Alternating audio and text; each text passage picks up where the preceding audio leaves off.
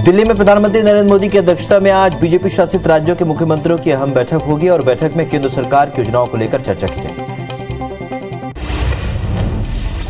रक्षा मंत्री राजनाथ सिंह आज जम्मू के एक दिवसीय दौरे पर रहेंगे। यहां रक्षा मंत्री जम्मू स्थित मिलिट्री कमांड्स के मुलाकात करेंगे और कारगिल युद्ध के शहीदों को श्रद्धांजलि अर्पित करेंगे। फॉरवर्ड लोकेशन का दौरा कर ऑपरेशन तैयारियों का जायजा लेंगे और इस दौरान एक कार्यक्रम में देश के लिए मर मिटने वाले 2000 शहीदों के परिवार को सम्मानित किया जाएगा। निवर्तमान राष्ट्रपति रामनाथ कोविंद को संसद की ओर से विदाई दी गई। राज्यसभा और लोकसभा दोनों सदनों ने संयुक्त रूप से विदाई समारोह का आयोजन किया। कार्यक्रम में उपराष्ट्रपति वेंकैया नायडू, पीएम मोदी, लोकसभा स्पीकर ओम बिरला समेत सभी नेता संसद में मौजूद रहे। हालांकि विदाई समारोह में सोनिया गांधी और राहुल गांधी मौजूद नहीं। विदाई समारोह के दौरान रामनाथ कोविंद ने कहा कि 5 साल पहले मैंने यहां सेंट्रल हॉल में भारत के राष्ट्रपति के रूप में शपथ ली थी। मेरे दिल में सभी सांसदों के लिए खास जगह है। उन्होंने आज़ादी का अमृत महोत्सव, कोविड-19 के खिलाफ रिकॉर्ड टीकाकरण के लिए सरकार की सराहना की। आज सीएम शिवराज दिल्ली दौरे पर रहेंगे, जहां वे मुख्यमंत्री परिषद की बैठक में शामिल होंगे। पीएम नरेंद्र मोदी की अध्यक्षता में यह बैठक आयोजित होगी, जिसमें बीजेपी शासित राज्यों के मुख्यमंत्री भी हिस्सा लेंगे। बैठक में जनहित से जुड़े मुद्दों को लेकर चर्चा होगी। छत्तीसगढ़ के मुख्यमंत्री भूपेश बघेल दिल्ली दौरे पर हैं। सीएम आज दिल्ली में कांग्रेस के बड़े नेताओं से मुलाकात करेंगे। साथ ही हिमाचल प्रदेश विधानसभा चुनाव को लेकर होने वाली बैठक में शामिल होंगे।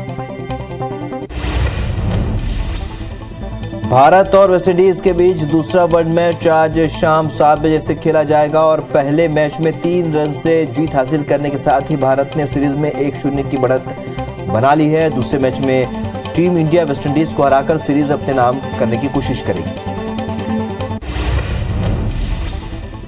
विश्व स्वास्थ्य संगठन यानी कि WHO ने कोरोना के बाद मंकी पॉक्स को वैश्विक स्वास्थ्य आपातकाल घोषित किया है। साथ ही WHO ने मंकी पॉक्स को लेकर हाई अलर्ट भी जारी किया। इसका मतलब है कि WHO अब मंकी पॉक्स के प्रकोप को वैश्विक स्वास्थ्य के लिए गंभीर खतरे के तौर पर देख रहा है। मंकी पॉक्स के मामले अमेरिका समेत यूरोपीय देशों में लगातार बढ़ रहे हैं।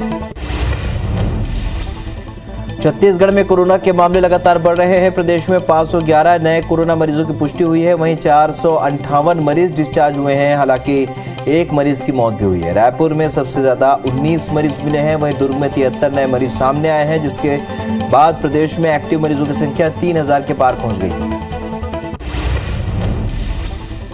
मध्य प्रदेश में भी कोरोना के मामले बढ़ रहे हैं। 24 घंटे के भीतर प्रदेश में कोरोना के 262 नए मरीज मिले हैं। साथ ही 183 मरीज डिस्चार्ज हुए हैं, जिसके बाद एक्टिव मरीजों की संख्या 1500 के पार पहुंच गई है। मध्य प्रदेश में संक्रमण दर 3.25% और रिकवरी रेट 98.83% है। मुख्यमंत्री भूपेश बघेल ने आज बीजेपी के आरोप पर पलटवार किया। नेता प्रतिपक्ष धर्मलाल कौशिक ने कहा कि छत्तीसगढ़ में धान खरीद का पैसा केंद्र देती है, जिस पर मुख्यमंत्री भूपेश ने पलटवार कर कहा कि राज्य सरकार को केंद्र से धान खरीदी के लिए 1 पैसा भी नहीं मिलता। बीजेपी एक झूठ फैलाने की कोशिश कर रही है।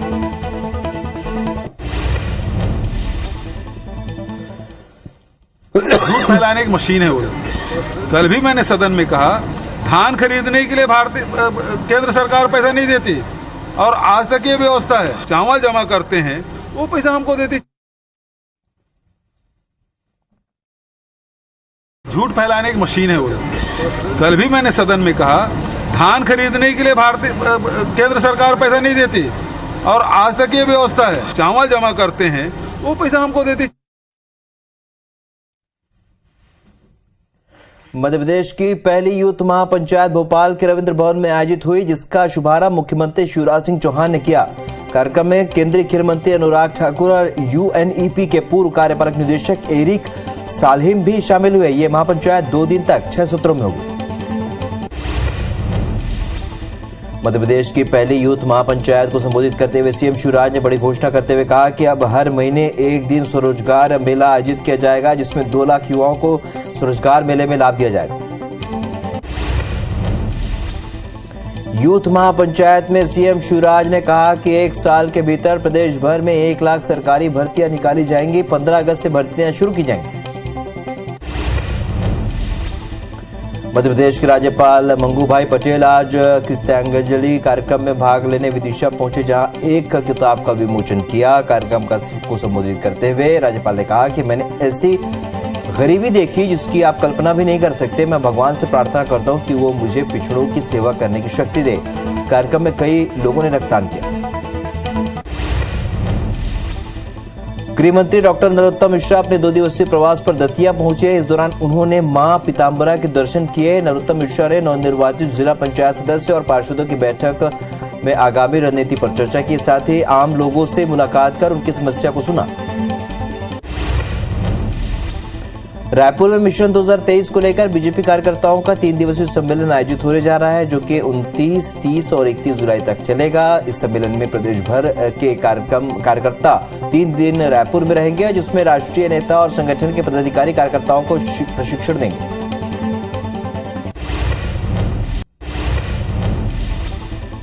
शाहजहांपुर में विजयी पार्षद रैली में पाकिस्तान जिंदाबाद के नारे लगाने का मामला सामने आया है। वीडियो वायरल होने के बाद विश्व हिंदू परिषद और बजरंग दल के कार्यकर्ताओं ने रैली निकालकर एसपी को ज्ञापन सौंपा और कार्रवाई की मांग की। हालांकि IB24 इस वायरल वीडियो की पुष्टि नहीं करती। कबीरधाम जिले के पंडरिया में भाजयुमों ने रोजगार की मांग को लेकर रैली निकाली। भाजयुमो कार्यकर्ताओं ने रैली निकालकर पंडरिया के कार्यालय का घेराव किया। इस दौरान कार्यकर्ताओं ने सरकार से बेरोजगारी भत्ता देने की मांग की। दिल्ली में प्रधानमंत्री नरेंद्र मोदी की अध्यक्षता में आज बीजेपी शासित राज्यों के मुख्यमंत्रियों की अहम बैठक होगी और बैठक में केंद्र सरकार की योजनाओं को लेकर चर्चा की जाएगी।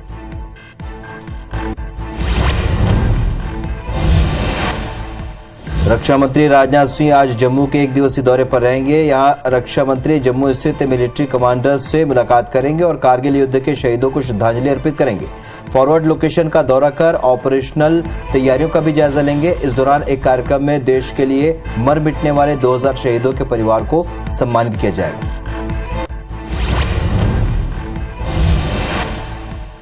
विश्व स्वास्थ्य संगठन यानी WHO ने कोरोना के बाद मंकी पॉक्स को वैश्विक स्वास्थ्य आपातकाल घोषित किया है। साथ ही WHO ने मंकी पॉक्स को लेकर हाई अलर्ट भी जारी किया है। इसका मतलब है कि WHO अब मंकी पॉक्स के प्रकोप को वैश्विक स्वास्थ्य के लिए एक गंभीर खतरे के तौर पर देख रहा है। मंकी पॉक्स के मामले अमेरिका समेत यूरोपीय देशों में लगातार बढ़ रहे हैं।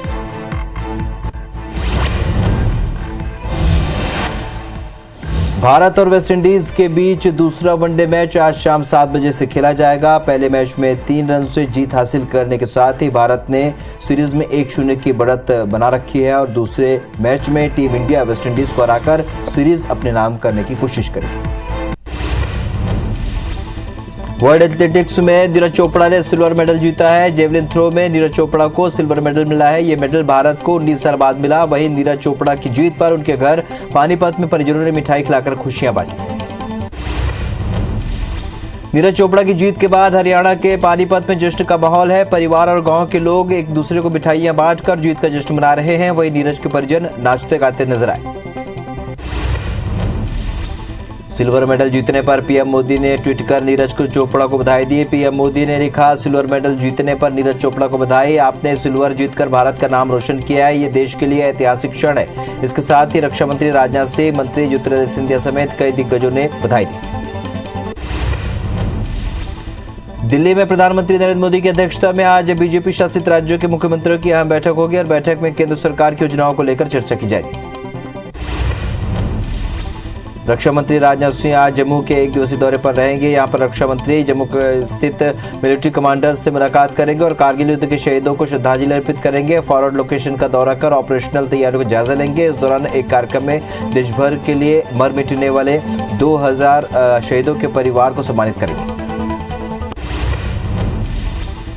भारत और वेस्टइंडीज के बीच दूसरा वनडे मैच आज शाम 7 बजे से खेला जाएगा। पहले मैच में 3 रन से जीत हासिल करने के साथ ही भारत ने सीरीज में 1-0 की बढ़त बना ली है और दूसरे मैच में टीम इंडिया वेस्टइंडीज को हराकर सीरीज अपने नाम करने की कोशिश करेगी। विश्व स्वास्थ्य संगठन यानी कि WHO ने कोरोना के बाद मंकी पॉक्स को वैश्विक स्वास्थ्य आपातकाल घोषित किया है। साथ ही WHO ने मंकी पॉक्स को लेकर हाई अलर्ट भी जारी किया है। इसका मतलब है कि WHO पर अब मंकी पॉक्स के प्रकोप को वैश्विक स्वास्थ्य के लिए गंभीर खतरे के दौर से देख रहा है। मंकी पॉक्स के मामले अमेरिका समेत यूरोपीय देशों में लगातार बढ़ रहे हैं। छत्तीसगढ़ में कोरोना के मामले लगातार बढ़ रहे हैं। प्रदेश में 511 नए कोरोना मरीजों की पुष्टि हुई है, वहीं 458 मरीज डिस्चार्ज हुए हैं। हालांकि एक मरीज की मौत हुई है। रायपुर में सबसे ज्यादा 19 मरीज मिले हैं, वहीं दुर्ग में 73 नए मरीज सामने आए हैं, जिसके बाद प्रदेश में एक्टिव मरीजों की संख्या 3000 के पार पहुंच गई। मध्य प्रदेश में भी कोरोना के मामले बढ़ रहे हैं। 24 घंटे के भीतर प्रदेश में कोरोना के 262 नए मरीज मिले हैं, साथ ही 183 मरीज डिस्चार्ज हुए हैं, जिसके बाद एक्टिव मरीजों की संख्या 1500 के पार पहुंच गई है। मध्य प्रदेश में संक्रमण दर 3.25% और recovery rate 98.83%। CM Shivraj Singh Chauhan Delhi के दौरे पर हैं, जहां वे मुख्यमंत्री परिषद की बैठक में शामिल होंगे। पीएम नरेंद्र मोदी की अध्यक्षता में यह बैठक आयोजित होगी, जिसमें बीजेपी शासित राज्यों के मुख्यमंत्री भी हिस्सा लेंगे। बैठक में जनहित से जुड़ी योजनाओं को लेकर चर्चा की जाएगी। छत्तीसगढ़ के मुख्यमंत्री भूपेश बघेल दिल्ली के दौरे पर हैं। आज सीएम दिल्ली में कांग्रेस के बड़े नेताओं से मुलाकात करेंगे, साथ ही हिमाचल प्रदेश विधानसभा चुनाव को लेकर होने वाली बैठक में शामिल होंगे। मध्य प्रदेश की पहली यूथ महापंचायत को संबोधित करते हुए सीएम शिवराज ने बड़ी घोषणा की। उन्होंने कहा कि अब हर महीने एक दिन स्वरोजगार मेला आयोजित किया जाएगा, जिसमें 2 लाख युवाओं को रोजगार मेले में लाभ दिया जाएगा। यूथ महापंचायत में सीएम शिवराज ने कहा कि 1 साल के भीतर प्रदेश भर में 1 लाख सरकारी भर्तियां निकाली जाएंगी। 15 अगस्त से भर्तियां शुरू की जाएंगी। मध्य प्रदेश के राज्यपाल मंगू भाई पटेल आज कृतांजलि कार्यक्रम में भाग लेने विदिशा पहुंचे, जहां पर एक किताब का विमोचन किया। कार्यक्रम को संबोधित करते हुए राज्यपाल ने कहा कि मैंने ऐसी गरीबी देखी है जिसकी आप कल्पना भी नहीं कर सकते। मैं भगवान से प्रार्थना करता हूं कि वो मुझे पिछड़ों की सेवा करने की शक्ति दे। कार्यक्रम में कई लोगों ने रक्तदान किया। गृह मंत्री डॉक्टर नरोत्तम मिश्रा अपने 2 दिवसीय प्रवास पर दतिया पहुंचे। इस दौरान उन्होंने मां पीताम्बरा के दर्शन किए। नरोत्तम मिश्रा ने नवनिर्वाचित जिला पंचायत सदस्य और पार्षदों की बैठक आगामी रणनीति पर चर्चा की और साथ ही आम लोगों से मुलाकात कर उनकी समस्या को सुना। जबलपुर में ट्रेन यात्रियों ने नकली टीटी को पकड़ा और जीआरपी के हवाले कर दिया। आरोपी नकली टीटी बनकर जबलपुर नैनपुर पैसेंजर ट्रेन में लोगों से वसूली कर रहा था, जिसके बाद यात्रियों ने नकली टीटी का वीडियो बनाकर वायरल कर दिया। छत्तीसगढ़ में जारी झमाझम बारिश और बनते चक्रवाती आसार के बीच शासन प्रशासन अभी अलर्ट है और सीएम भूपेश बघेल ने प्रदेश में चक्रवाती बारिश को लेकर सभी जिला कलेक्टर्स और पुलिस अधीक्षकों को नगरीय निकायों को सतर्क रहने के निर्देश दिए। सुकमा के चिंता गुफा भेज्जी मार्ग पर पहली बारिश ने ही प्रशासन की पोल खोलकर रख दी। यहां पर 9 दिन में पुल बह गया। ठेकेदार और पीडब्ल्यूडी की लापरवाही से करीगुंडम का संपर्क टूट गया। चिंता गुफा भेज्जी मार्ग पर हाल ही में पुल बनाया गया था।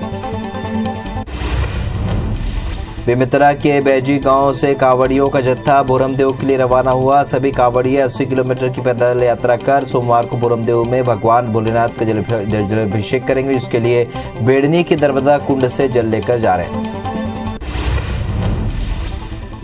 सिंगरौली जिले के उरती गांव में एक माध्यमिक स्कूल की छत का एक हिस्सा एकाक बच्चों के ऊपर आ गिरा, जिससे कई बच्चे गंभीर रूप से घायल हो गए। 3 गंभीर हालत में बच्चों को ट्रॉमा सेंटर में भर्ती कराया गया है। प्राचार्य का कहना है कि सरकारी स्कूल की बिल्डिंग की छत काफी जर्जर स्थिति में है, मरम्मत भी करवाई गई थी। छत्तीसगढ़ में आज भारी बारिश की संभावना है। मौसम विभाग ने सरगुजा संभाग को छोड़कर सभी संभागों में भारी बारिश का अलर्ट जारी किया है। रायपुर सहित कई स्थानों पर भारी वर्षा रिकॉर्ड की गई है। बस्तर में सर्वाधिक 17 सेंटीमीटर बारिश हुई। रायपुर में 9.3 सेंटीमीटर बारिश दर्ज की गई है। मध्य प्रदेश के कई जिलों में अति भारी बारिश का अलर्ट जारी कर दिया गया है। प्रदेश में साइक्लोनिक सर्कुलेशन का असर दिख रहा है, जिसके चलते मौसम विभाग ने कई जिलों में भारी बारिश का ऑरेंज अलर्ट जारी किया है। साथ ही रीवा, सागर, जबलपुर संभाग के जिलों में गरज चमक के साथ बारिश हो सकती है। बैतूल में भी बारिश ने अपना कहर बरपा रखा है। यहाँ पर सापना डैम में सेल्फी के चक्कर में युवकों की जान जाते जाते बची और सेल्फी लेने के दौरान युवक डैम के बीचों बीच फंस गए, जिसके बाद डैम प्रबंधन ने तत्परता दिखाते हुए युवकों का रेस्क्यू किया। मध्य प्रदेश में भारी बारिश ने अपना कहर जारी रखा है। बारिश के चलते ओंकारेश्वर डैम पूरी तरीके से भर चुका है, जिसके कारण आज डैम के 23 में से 7 गेट खोले गए। बताया जा रहा है कि भारी बारिश के चलते नर्मदा नदी उफान पर है, जिसके कारण ओंकारेश्वर डैम के 4 और गेट खोले जा सकते हैं। मध्य प्रदेश में भारी बारिश के चलते भोपाल में भदभदा डैम लबालब है, जिसके कारण डैम के 5 नंबर के गेट खोल दिए गए हैं, जिसका पानी बड़े तालाब से कलियासोत में छोड़ा जा रहा है। मध्य प्रदेश के कई जिलों में बारिश का दौर जारी है। जलस्तर बढ़ने के बाद नर्मदापुरम के तवा डैम के सभी 13 गेट खोल दिए गए हैं और डैम से 1,97,000 क्यूसेक पानी छोड़ा जा रहा है। हरदा में लगातार हो रही बारिश से नर्मदा नदी उफान पर है, जहां पर अजनाल नदी किनारे पेंड्री घाट के मंदिर डूब गए हैं। हालात को देखते हुए शहर के निचली बस्तियों को खाली कराया गया। मौके पर होमगार्ड और एसडीआरएफ के जवानों को तैनात किया गया है। साथ ही नर्मदा नदी के तटीय क्षेत्र में भी अलर्ट जारी कर दिया गया। कांकेर जिले के भानु प्रतापपुर में भगवान शिव की बारात निकाली गई। शाम को राम जानकी मंदिर में निकाली गई बारात में बड़ी संख्या में शिव भक्त शामिल हुए और नाचते गाते जयकारा लगाते नजर आए। सावन महीने के अवसर पर शिव पुराण कथा के 5वें दिन भगवान शिव और माता पार्वती का विवाह संपन्न हुआ। जबलपुर के ग्वारी घाट से 25 जुलाई को कांवड़ यात्रा का आयोजन होना है। खास बात यह है कि आयोजन समिति की निगाह में अब गिनीज बुक वर्ल्ड रिकॉर्ड में इसको दर्ज करवाने की है। यात्रा को लेकर कलेक्टर ने समिति के पदाधिकारियों समेत अन्य प्रशासनिक अधिकारियों के साथ बैठक की, जिसमें सुविधाओं संचालन समेत कई विषयों पर विस्तार से चर्चा की गई। स्वास्थ्य विभाग के अस्पतालों में विशेषज्ञ डॉक्टरों की कमी को दूर करने की कवायद तेज हो गई है। विभाग में स्त्री रोग विशेषज्ञ के 153 पदों पर भर्ती की जाएगी। एमपीपीएससी ने इसके लिए विज्ञापन जारी किया है। अभ्यर्थी 1 सितंबर तक ऑनलाइन आवेदन कर सकते हैं।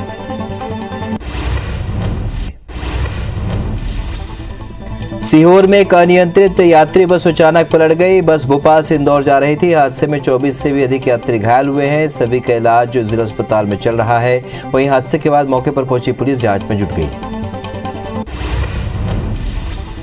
इंदौर में स्कूटी सवार महिला को एक ट्रक ने कुचल दिया। हादसे में महिला की मौत हो गई। घटना का सीसीटीवी फुटेज भी सामने आया है, जिसमें एक ट्रक महिला को कई फीट तक घसीटता हुआ ले जाता नजर आ रहा है। घटना के बाद पुलिस मामले की जांच में जुटी। रायसेन जिले के ओबेदुल्लागंज में ट्रेन से कटकर एक अज्ञात व्यक्ति की मौत हो गई। हादसे की सूचना पर पुलिस की टीम मौके पर पहुंची और मानवीयता दिखाते हुए शत शव को पॉलीथिन में इकट्ठा किया। साथ ही करीब 1.5 किलोमीटर चलकर पोस्टमार्टम के लिए लेकर गए। वहीं पोस्टमार्टम के बाद निगम और पुलिस की टीम शव का अंतिम संस्कार करेगी। जशपुर जिले के पत्थल गांव इलाके में युवक की हत्या का मामला सामने आया, जहां पर मृतक के दोस्तों ने ही वारदात को अंजाम दिया। पुलिस के मुताबिक आरोपियों ने युवक के साथ शराब पी और उसकी महंगी गाड़ी को देखकर आरोपियों का मन बदल गया। आरोपियों ने युवक की हत्या कर गाड़ी में बैठकर मैनपाट ले गए और लाश को जंगल में फेंक दिया। यही नहीं, 5 दिन बाद फिर जाकर लाश में आग लगा दी। कोरिया जिले के मनेन्द्रगढ़ इलाके में आकाशीय बिजली गिरने से 3 लोगों की मौत हो गई। लाई गांव में 12 साल की लड़की घर के आंगन में आकाशीय बिजली की चपेट में आ गई, जिससे उसकी मौत हो गई। वहीं खैरबना गांव में पेड़ के नीचे खड़े 2 भाई आकाशीय बिजली की चपेट में आ गए, जिससे दोनों की मौत हो गई। राजधानी रायपुर के गुड़ियारी इलाके में रहने वाली महिला की संदिग्ध मौत का मामला सामने आया है। बताया जा रहा है कि महिला घर में मृत अवस्था में मिली।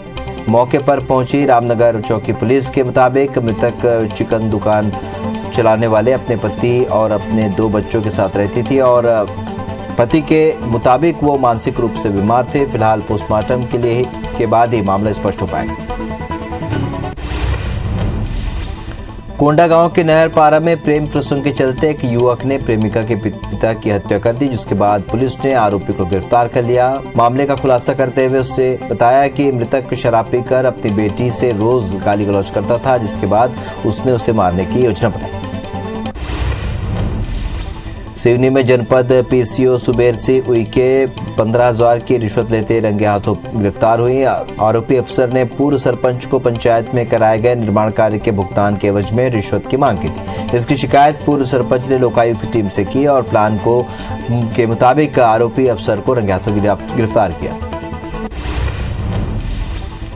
जबलपुर पुलिस ने एक शातिर चोर को गिरफ्तार किया है। आरोपी आर्मी एरिया में सफाई कर्मी बनकर घूमता था। देर रात चोरी की वारदात को अंजाम देता था। आरोपी ने बीते दिनों एक लेफ्टिनेंट कर्नल के घर इसी तरह लाखों की चोरी की थी। फिलहाल गोरा बाजार थाना पुलिस ने आरोपी को गिरफ्तार कर उसके कब्जे से पिस्टल, कारतूस सहित चोरी का माल बरामद कर लिया।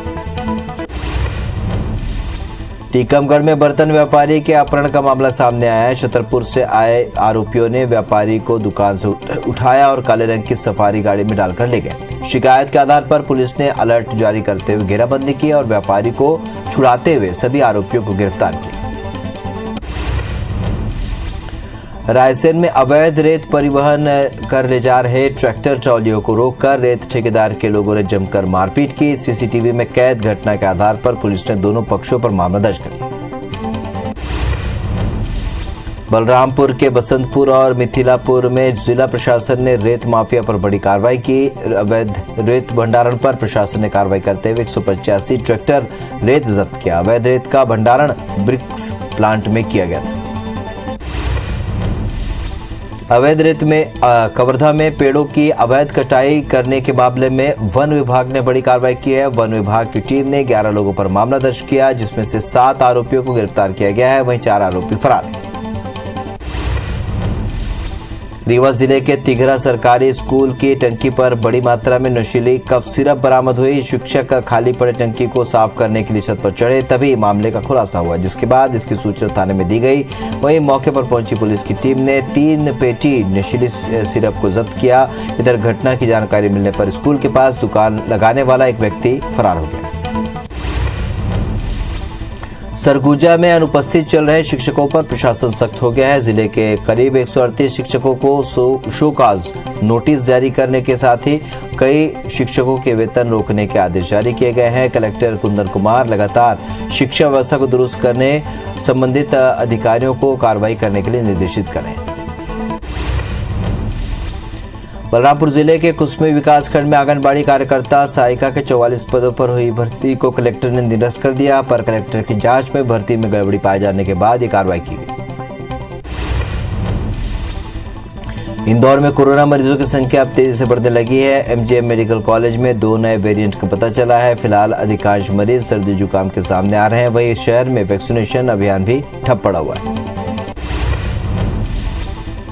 कवर्धा जिले में महिलाओं पर बढ़ते अपराध को देखते हुए पुलिस विभाग एक अभियान चला रही है और इस अभियान के तहत पुलिस की टीम शहर के नवीन कन्या शासकीय उच्चतर माध्यमिक शाला पहुंचकर छात्राओं से बातचीत की और उन्हें कानूनी अधिकार के बारे में जानकारी दी। टीम ने पुलिस स्कूल में एक सुझाव पेटी भी लगाया।